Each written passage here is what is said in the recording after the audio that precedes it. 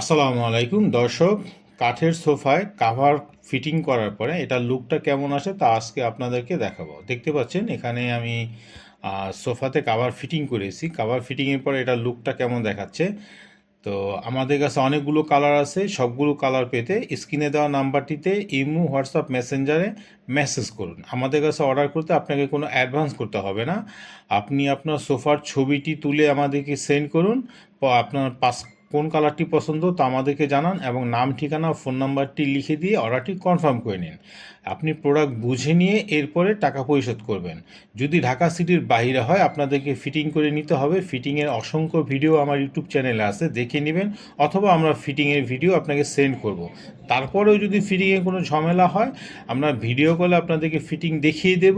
তারপরেও যদি ফিটিং একেবারেই না হয় আমরা প্রোডাক্ট রিটার্ন নিয়ে নেব।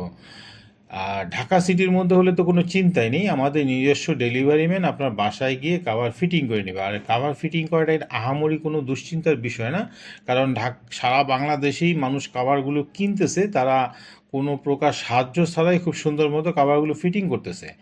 আর দেখতে পাচ্ছেন কতটা সুন্দর দেখাচ্ছে। তো আপনার অর্ডারটি এখনই কনফার্ম করতে স্ক্রিনে দেওয়া নাম্বারটিতে মেসেজ করুন। আজ এ পর্যন্তই দর্শক।